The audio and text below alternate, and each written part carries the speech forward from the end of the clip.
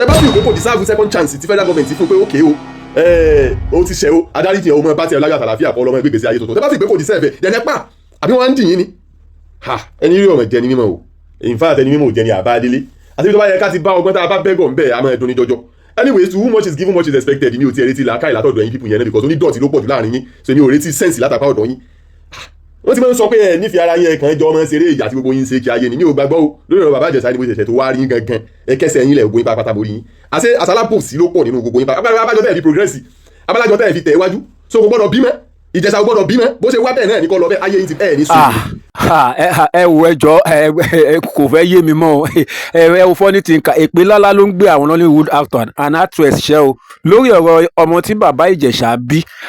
ẹ gbọ́ kí ló ṣẹlẹ̀ gan ṣé bàbá Ìjẹ̀ṣà ṣé kò yẹ kó bímọ ni àbí bò àbí lẹ́yìn ìṣẹ̀lẹ̀ tó ṣẹlẹ̀ tí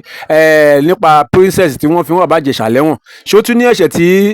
bàbá Ìjẹ̀ṣà ṣe àwọn òṣèré ni àbí ká sọ pé kò sí nínú ẹgbẹ́ tampan ni ẹ wò ẹ jẹ́ kájọ gbọ́ fídíò yìí ná kẹgbọ́n ohun tí funny thinker tó sọ ohun tẹ́yìn náà bá wá rí sí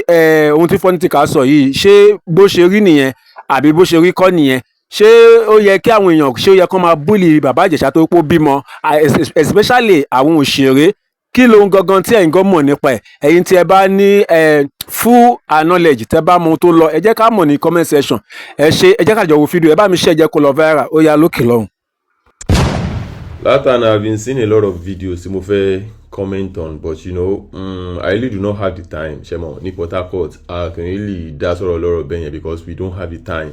àwòráyè ṣọṣọṣọ ṣẹ́gẹ̀t ẹ̀yin tẹ́ wà láwọn ìlú òkè yẹn náà lè máa ń tẹnubà àwọn ọ̀rọ̀ tí ó kàn yín ọ̀rọ̀ pọ̀ náà actually but lórí ọ̀rọ̀ bàbá Ìjẹ̀ṣà kí n bẹ̀rẹ̀ lórí ìyẹn náà èyí tí ó gba orí social media kan látànà òun ni ti ọmọ tí bàbá Ìjẹ̀ṣà bí kí Ọlọ́run bá wò kó bá dá sí but ìyẹn ò tiẹ̀ wá yẹ kó jọyàn lójú kò dẹ̀ yẹ kó yani lẹ́nu because kò ń ṣe ní kò ń ṣàná náà ti ń bímọ tá a dẹ̀ ń kọ́ lọ́mọ pé wọ́ ọmọ pé Ọlọ́run ó wò Ọlọ́run ó dá sí ṣùgbọ́n èyí tó ṣe bí ẹni fẹ́ yani lẹ́nu ń bẹ̀ ni ti àwọn ará industry àwọn ní tíátà onígbà aláwo tí oníkálukú wá ń kéyìn kiri orí social media pé kò jẹ́ bẹ́ẹ̀ o kò jẹ́ bẹ́ẹ̀ o ẹ á yá wèrè bí kò jẹ́ bẹ́ẹ̀ báwo ṣé kò yẹ kó bímọ ni like no make it make sense ṣé kò yẹ kó bímọ ni àbí bò kí ni ò yẹ kó jẹ́ bẹ́ẹ̀ ok bóyá ti ẹni tí ó dẹ̀ bímọ fún ni ẹ̀ ń wí tẹ́ fi sọ pé kò yẹ kó jẹ́ bẹ́ẹ̀ ṣẹ́ni ó bímọ fún yìí sóbìnrin ni ṣé bàbá Ìjẹ̀ṣà yìí sọkùnrin ni ẹ̀ṣẹ́ tí wọ́n bá bára wọn sùn kò yẹ kí wọ́n ó bímọ ni bí ọkùnrin àti obìnrin bá bára wọn sùn bí èèyàn mọ ebóbìnrin máa ń lóyún náà ni ẹ kí lẹ wà ń sọ as in what are you guys trying to insinuate kò yé mi ṣé ẹ ti ya wèrè ni àbí nǹkan kan ti ń dààmú ọpọlọ yín ok bóyá torí ọ̀rọ̀ tó yìí ṣẹlẹ̀ ń jọ́ sí ọ̀rọ̀ tó bá jẹ́ yín o ni a jẹ́ pé wọ́n ti ń dì í nìyẹn o tẹ́ bá fíù pé bàbá Ìjẹ̀ṣà ò deserve second term ti federal government fún dẹ̀nẹ́ lọ pa fúnra yín àbẹ́ẹ̀ wá ya wèrè ni nǹkan kan ń dààmú ọpọlọ yín wọ́n ń dì yín ni ok mo ti ẹ̀ ṣe rántí ń sìn ni ok torí ọ̀rọ̀ ọjọ́ sí ni ẹ ṣe ń kẹnu wo bàbá Ìjẹ̀ṣà tẹ́ ẹ ṣe ń búlì ìyàwó ẹ̀ tẹ́ ń búlì ọmọ tuntun tí ẹ ń ṣe ẹ̀bí ayé yín mọ̀ ti bàjẹ́ o tẹ́ bá fíù pé bàbá Ìjẹ̀ṣà ò deserve second term ti federal government fún dẹ̀nẹ́ yẹn lọ pa tẹ́ bá fíù pé kò deserve second chance ti federal government fún pé ok o ti ṣe o adáríjì ọmọ bá tiẹ̀ láyọ̀ àtàlàfíà kọ́ ọlọ́mọ gbégbèsè ayé tuntun tẹ́ bá fíù pé kò deserve dẹ̀nẹ́ pa àbí wọ́n á ń dì yín ni ẹni rí ọmọ jẹ ní mímọ́ o in fact ẹni mímọ́ ò jẹ ní àbádélé àti ibi tó bá yẹ ká ti bá ọgbọ́n tá a bá bẹ́gọ̀ ń bẹ̀ a máa dùn ní jọjọ anyways to whom much is given much is expected mi ò tiẹ̀ retí làákàyè látọ̀dọ̀ ẹ̀yin people yẹn náà because onídọ̀tí ló pọ̀ jù láàrin yín so èmi ò retí sense látàpá ọ̀dọ̀ yín wọ́n ti máa ń sọ pé ẹ nífẹ̀ẹ́ ara yín ẹ kàn jọ ọmọ ṣeré ìyà tí gbogbo yín ṣe kí ayé ni mi ò gbàgbọ́ o lórí ọ̀rọ̀ bàbá Ìjẹ̀ṣà ni mo ṣẹ̀ṣẹ̀ tó wá rí yín gangan ẹ kẹsẹ̀ yín lẹ̀ gbogbo yín pátápátá mo rí yín àṣàlábòsí ló pọ̀ nínú gbogbo yín pátápátá abájọ tẹ́ ẹ̀ fi progress abálájọ tẹ́ ẹ̀ fi tẹ̀ wájú so kò gbọ́dọ̀ bímọ Ìjẹ̀ṣà kò gbọ́dọ̀ bímọ bó ṣe wá bẹ́ẹ̀ náà ní kọ́ lọ bẹ́ẹ̀ ayé yín ti ẹ̀ ní soríire ṣé bó ṣe wá bẹ́ẹ̀ ní kọ́ lọ bẹ́ẹ̀ ni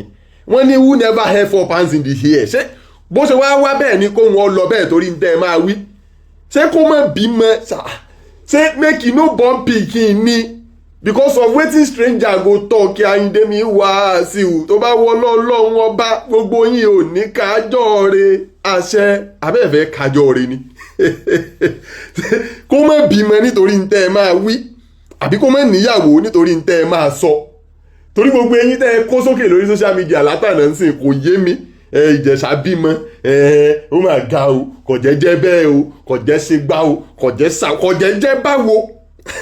kò jẹ́jẹ́ báwo tí gbogbo èèyàn bá ń bẹ̀rù láti tákùn yín èmi àtákùn yín kò dẹ̀ sí ti ìyá yín máa ṣe kò jẹ́jẹ́ báwo ọkọ̀ fẹ́ pa yín ni ṣé kó má bímọ ni sẹ́yìn gbọ́n bíi federal government tí wọ́n fún second chance ni tẹ́ ẹ bá dẹ̀ feel offended pẹ̀lú second chance ìjọba àpapọ̀ fún dẹ̀ ẹ lọ́ọ́ pa fúnra yín kẹ́ wá wọn tójú yín máa rí tó fi bá gbà yín láyé àti pààyàn ẹ mọ̀ sórí burúkú o ẹ̀yin pípù wọ̀n yìí o ẹ mọ̀ ṣòfò gan o ọ̀pọ̀lọpọ̀ yín kò ní level torí social media followers ni a fi máa ń rètí yín kì í ṣe pé bóyá ẹ ní level kan dẹ́yìn so ẹ ti ẹ̀ nílà ká ìrara báyìí ẹ ti ẹ̀ ṣe ní ibo lẹ ti fẹ́ rí ná níbo lẹ ti fẹ́ rí ṣe bí followers social media la fi ń rètí ọ̀pọ̀lọpọ̀ yín ebó ń dọ̀tí ló pọ̀ jù láàrin yín náà àmọ́ ẹ jẹ́ pé ẹ nílà ká ìlọ dẹ́yìn náà bẹ́ẹ̀ náà ni ẹ máa ń pariwo orúkọ ẹni ẹlẹ́ni kì í ṣe kọ́ mọ̀ bímọ ni ṣé kọ́ kọjá láyé bí ejò tó gborí àpáta kọjá láì nípa ẹ àyàwèrè bí ni ẹ̀yin òbí ti yín ni ẹ̀ẹ́bí ti yín ni ó ti bí nìyẹn wọ́n sì tún bí mi tí ọba wa tẹ́ lọ́rùn ẹ lọ díẹ̀ ń dìpa mo rò pé ẹ ti yàwèrè bí ọba tẹ́ lọ́rùn ẹ lọ rè díẹ̀ ń dìpa ni gbogbo kẹtẹkẹtẹ eléyìí tẹ́ ń ṣe yẹn ó rìn yín ni kò tí ì já yín jẹ ẹ tí ọba tẹ́ lọ́rùn nù yín ó máa lọ because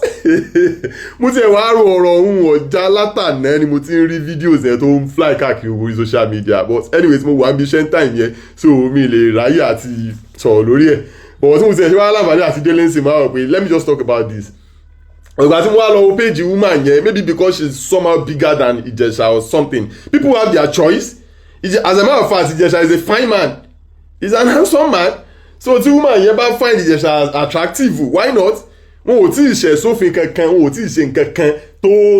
tó ṣẹ̀ lábí òfin tàbí wọn ò tí ì ṣe nǹkan tó lòdì sófin orílẹ̀-èdè yìí kò ń ṣe pé bóyá woman yẹn jọkùnrin kábà sọ pé bóyá ọkùnrin àtọkùnrin ni wọ́n ń rúnra wọn kì í ṣe pé bóyá Ìjẹ̀ṣà jóbìnrin kábà sọ pé bóyá obìnrin àtobìnrin ni wọ́n ń rúnra wọn so what are you guys insinuating ṣé ẹ ti ya wèrè bí ó tiẹ̀ nìkan tó yẹ kí n dárúkọ ẹ̀ mú ṣe rí pósì tiẹ̀ láìpẹ́ ní orí rẹ ti burú pẹ̀lú fíìmù òfò tó ń ṣe tí ò ta tí ò sì ní tàtà yóò fi tán orí rẹ ti dàrú ṣé ẹ fẹ́ pa ni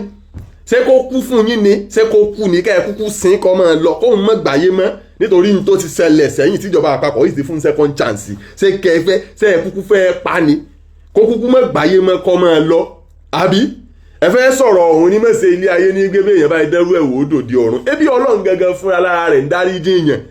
ọlọ́run gan dáríjì yẹn náà tíjọba àpapọ̀ bá fún yẹn second chance dẹ́yìn wá pé ò ní gbáyé ẹ lọ pa fúnra yín gbà yẹn bí ẹmọ ilé ẹ̀ ti ń gbé ẹ̀yin olórí burúkú gbogbo yìí ẹ ní jèrè tí n bá tún gbọ̀n kankan lẹ́nu ẹnì kankan yín tí n bá tún gbọ̀n kankan lẹ́nu ẹnì kankan yìí iṣẹ́ ní pọ́mọ ẹtú èpè àti ìyá ní pọ́mọ àparò ìrèdè jákujàku ní gbẹ̀yìn ọmọ rí gbá ní tí ó gbẹ̀yìn ayé yín nìyẹn ẹ ti yá wèrè ni why all this hatred lórí ẹni ẹlẹ́ni I'm not even following him I don't know gbogbo story ọjọ́ sí mo ṣẹ̀ tí ẹ̀ ń bà gan ni kìíní kankan I'm not even interested in anywhere I'm not interested ìyí tẹ̀mí mọ̀ ní pé ṣèjọba àpapọ̀ ti clear ẹni ìgbé kó mọ lọ lé àbí wọn ò clear rẹ̀ wọ́n ní wọ́n ti clear rẹ̀ so nígbà tí wọ́n clear rẹ̀ yẹn kó wá lọ gbé nǹkan jẹ kó lọ kú àbí nígbà tí clear rẹ̀ pé kó mọ bá tiẹ̀ lọ mọ́ẹ̀dẹ́sẹ̀ mọ́ so kó lọ kú ẹ̀yin ọ̀fẹ́ rí láwùjọ mọ́ ẹ̀fẹ́ rí láwùjọ mọ́ ó ṣàgbọ́dọ̀ kú ni àbí so ńgbà àjọba àpapọ̀ ti clear ẹ̀ tẹ́ fún second chance pé kọ́ mọ́ lọ kọ́ mọ́ dẹ́sẹ̀ mọ́ ọgbọ́dọ̀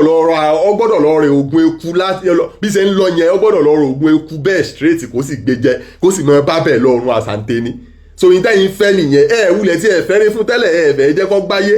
kàn wulẹ̀ jọ wà ń bí eré ìyá tí gbogbo yín jọ ń ṣe é kí ni abájọ tẹ́lẹ̀ yé fi dùn ọ̀tẹ̀ ti pọ̀ ju yóò àdùn ilé tá a bá fi tọ́wọ́ èrì ní òwò ọbẹ̀ tá a fàbò sí kóná rẹ̀ ń kọ́ náà ò ní jiná bọ̀rọ̀ kàkà kó tiẹ̀ wá padà jiná gan ìmọ̀ padà arúpa náà gbẹ̀yìn ni abájọ tẹ́lẹ̀ yín fi dùn àwọn eré ìyá tẹ̀ ń ṣe kí ayé ká dáa fún gbogbo yín imagine now just imagine àwọn tí ò tiẹ̀ yẹ ká bá lọ àwọn ọ̀rọ̀ báyìí lẹ́nu wọn ẹ wá gbójúgbóyà ẹ̀ ń ṣe fídíò ẹ̀ dẹ̀ ń post ẹ̀ sí page I don't even Baba Ijesa I know Ijesa I don't know and I don't even care whatever it is tí wọ́n jọrí wọ́n jọ kẹjọrí ẹjọ́ bára yín fà sẹ́yìn but ní tẹ́mi béèrè ní pé ṣé wọ́n ti clear ẹni yìí wọ́n ní wọ́n clear rẹ̀ wọ́n níjọba àpapọ̀ ti fún second chance kọ́ mọ́ bá tiẹ̀ lọ ṣé kọ́ wá lọ kú ní abẹ́rẹ́ wọn yá wèrè ní gbogbo wa ń sọ oògùn bẹ́ẹ̀ jábá sọ lódò àmọ́ yóò tó náà ọ́ lẹ́yìn náà bímọ á bímọ tẹ́ bí ṣé kọ́ mọ́ gbàyé mọ́ nítorí pé kinní ni ṣé kọ́ wá lọ gbóògùn eku ṣé kọ́ lọ rè é gbé nǹkan jẹ ni ṣé kọ́ wáyé bẹ́ẹ̀ kó sì lọ bẹ́ẹ̀ ni bí ejò tó kọjá lórí àpáta tí ò ní pa ṣé kọ́ wá lọ gbé nǹkan jẹ ni nítorí tẹ́ ẹ máa wí ṣé bí federal government ṣe fún un ní second chance pé kọ́ máa lọ láyé ìgbésẹ̀ mọ́ ṣé kọ́ lọ gbé nǹkan jẹ nítorí tẹ́ ẹ máa sọ kọ́ mọ́ wàá bímọ kọ́ kọjá nú ayé bí ejò tó kọjá lórí àpáta láì nípa àyíndémi wá sí o torí tí gbogbo yín máa wí tó bá wọlá ọlọ́run ọba gbogbo yín ò ní kájọ́ rẹ̀ àṣẹ ẹ̀ ní kájọ́ rẹ̀ olóòbùkú ló pọ̀ nù yín ọmọ sí o well àwọn àgbà ti sọ náà pé ojú la rí ọ̀rẹ́ òdenu ìran àwọn àṣẹ̀yìndé ní ọ̀wọ́ pọ̀ ìwò tá a ṣe ń wà parò rèé bíi ká ìdálá àṣẹ̀yìnwá àṣẹ̀yìnbọ̀ orí ẹyẹ mọ́ padà kẹyẹ yọ ni because tá a bá fi dídá ẹni tí ẹ̀ ń rò sí máa yẹn bíi kọjá wípé bẹ́ẹ̀ ni ó wulẹ̀ kú sí ni ńgbọ́ ọlọ́run sì ti pé kò ní rí bẹ́ẹ̀ bó sì ní tó kù tí ó ṣe láyé etí ẹ̀ tí ò bá sì ti tẹ́yìn lọ́rùn ẹ mọ̀ bẹ́ẹ̀ lọ rèé dú lọ́rùn mọ́lé ẹ̀ ńgbọ́ ó ti lọ tó ti déhùn lẹ́yìn ò sì fẹ́ kó dé kò tẹ́yìn lọ́rùn nìyẹn ẹ sì rọ̀bẹ́ ràdá ẹ lọ rèé ka mọ́lé ọ̀dọ̀ tiẹ̀ ẹ lọ rèé dú lọ́rùn ẹ rèé pamọ́ rẹ̀ bó ló ibùkún lẹ fẹ́ yà ni pẹ̀lú eré ìyà tí gbogbo yín ń ṣe kí abájọ tẹ́lẹ̀ yín èéfì dùn kí n máa wo ijó àwọn ará Ghana tàbí kí n máa wo ijó ará Kútọ́nù ó fẹ́ pè mí jèrè ìjà tí gbogbo yín ṣe kí ayé lọ abájọ tí èéfì dùn yóò á ṣe dùn gbórí kúkú tẹ̀ ṣe kí ti pọ̀ jù inú yín ò dùn bó ṣe lọ tó ṣe dé ẹ̀yin ọ̀fẹ́ kó dé rárá ẹ fẹ́ kó kú bẹ̀ kí wọ́n gbókú ẹ̀ dé láti bí ọ lọ ńlẹ̀ yín fẹ́ tàbí kó jẹrà mọ́ bẹ̀ Ọlọ́run wa ní rárá pláànù ti yín ọ̀tọ̀ pláànù Ọlọ́run ọ̀tọ̀ náà ọwọ́ á dé ayọ̀ tún wá kún ayọ̀ nínú ilé tiẹ̀ ńlẹ̀ bá tún bínú ẹ̀tún wá gbójúgbóyà hatred yẹn ṣe bí lọ́pọ̀ ọ̀gbà tínú bá tiẹ̀ ń bí yẹn sí nǹkan èèyàn mọ́ jẹ́ kó jẹrà mọ́ èèyàn nínú ni hatred yẹn ṣe lè wá tún gbé jáde síta gbangba kí ayé orí ẹ̀tún wá ní máìlì láti mọ post ẹ̀ sí page yín pé kò jẹ́ bẹ́ẹ̀ ó ti jẹ́ bẹ́ẹ̀ náà ẹ lọ pa ẹni ó bímọ ọkọ̀ fẹ́ pa yín ó ti jẹ́ bẹ́ẹ̀ bẹ́yìn ó yẹ ẹ lọ pa ẹni ó bímọ tẹ́ẹ̀ báyìí sì lè pa ẹ̀yin gan ò ní jèrè ayé ẹ̀yin ló bùkún gbogbo yìí. ayé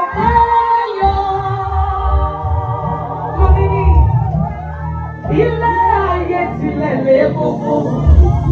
Ọmọ mi dada mo fẹ́ kó lọ́rùn ga. Ayé ọ̀fẹ́ máa yọ. Òkúmọ̀ ọ̀fẹ́ ní eré tiwa. Pẹ̀lú òfèrè lọ́sẹ̀ làkọjá láyé. Ó padà já síre fún ẹ. Ó padà já síre. Àwọn ẹ̀kọ́ lọ́rùn ga dáadáa. Ó padà já sáyọ̀. Wọ́n bí àtúnṣe fún ẹ lọ́wọ́ dání.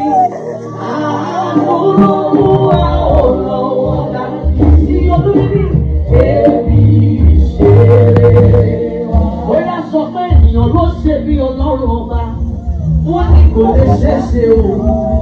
Àwọn wẹ́rẹ́wẹ́rẹ́ bàbá àti òṣè, wọ́n ní bí ó ti ẹ̀wọ̀n, wọ́n ní kò lè ṣeéṣe o. Àwọn wẹ́rẹ́wẹ́rẹ́ bàbá bóyá kì í sókè pé wọ́n ní kò sáyé lókè. Ó wáyé fún ẹlò, àmì rẹ́sì, òkòkò balẹ̀ tàwa. Ìyanu lorúkọ rẹ̀, òkè sálágbára kù. Sómi ẹ̀lẹ́, tọkùnbọ̀ jájọ ní olóore. Òkè tí alágbára kù. Sómi ẹ̀lẹ́, ọlọ́run àpèkẹ́ ọlọ́run tó ṣe yìí. Òun ni wọ́n mọ́ ọlọ́run kù. Tó fàyọ̀ wá dúpẹ́ lórí. Òkè tí alágbára kù. Sómi ẹ̀lẹ́, ọlọ́run ló dá etí títí bẹ́ẹ̀ ni kò jẹ́ kó ṣeé ṣe. ẹ ṣeun gbogbo àtàdìjọ wo fídíò yìí lórúkọ Jésù ọ̀rọ̀ bí ayọ̀ kò ní tán lọ́ọ̀dẹ̀ wa wọ́n ní tí ajá ò bá rí kò ní gbó bí àgbò bá dẹ̀ rí kò ní kàn mo lérò yìí pé funny thinker ló mọ ohun tó rí àwọn fídíò sì yẹn mi ò tí ì rí wọn tí ó fi jáde tó fi wá ṣépè tó báyẹn tàbí sọ̀rọ̀ kò bá kùngbé sí àwọn Nollywood actor and actress àmọ́ tó bẹ̀ jù bẹ́ẹ̀ lọ èmi kí bàbá Ìjẹ̀ṣà pé ó kú oríire ó kú ayọ̀ ọmọ tuntun ọmọ náà bá wọn kalẹ̀ o alọ́wọ́ tó dára lẹ́yìn ní agbára Ọlọ́run lẹ́yìn ọmọ tí wọ́n bí ire ayọ̀ ọ̀tun ó tún máa wọlé tọ̀ wọ́n wá tó bá wá ní àwọn kankan tí ẹ̀yin rí tí funny thinker fi ń sọ̀rọ̀ bí eléyìí ẹ jẹ́ ká sọ ní comment section. Nǹkan tí mo kàn kíyèsí ni pé ní time tí ìṣẹ̀lẹ̀ yẹn tí ọ̀rọ̀ princess ṣẹlẹ̀ pé ó bully ọmọ kékeré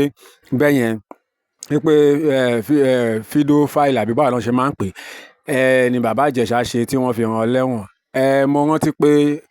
president tampan mi orúkọ wọn ti mo gbàgbé orúkọ wọn sìn ẹ̀yin tẹ́ bá mọ orúkọ wọn ẹ lè bá mi sọ ní comment section. Orúkọ wọn ti escape mind mi. So wọ́n sọ̀rọ̀ wọ́n jáde ńgbà yẹn pé bàbá Ìjẹ̀ṣà pé ọ̀rẹ́ ló jẹ́ sáwọn nínú iṣẹ́ tíátà yìí pé kì í ṣe ọmọ ẹgbẹ́ pé kì í ṣe mẹ́mbà wọn pé àwọn òṣèré yìí wọ́n ní ẹgbẹ́ káàkiri kì í ṣe tampa nìkan ni pé sọ pé kò sí nínú ọmọ ẹgbẹ́ àwọn nígbà yẹn bóyá nítorí ẹ̀ ni ó ṣe wá rí support tó tàbí kí greetings kíkí lọ́tún kan celebrate ẹ̀ bóyá ìdí ẹ̀ nìyẹn o. But kò yẹ kó rí bẹ́ẹ̀ náà ṣá anyway. Torí ọmọ tuntun wá sílé ayé ẹ̀ ní láìsí pé bóyá ó ti ṣẹnikẹ́ni ti tẹ́lẹ̀. So adúpẹ́ lọ́wọ́ Ọlọ́run gbogbo ẹ̀yin tàdíjọ́ fídíò yìí ohun tẹ́yin náà bá rí ẹ jẹ́ á pàdé ní comment section láìpẹ́ a ó tún padà wá ní àlàáfíà.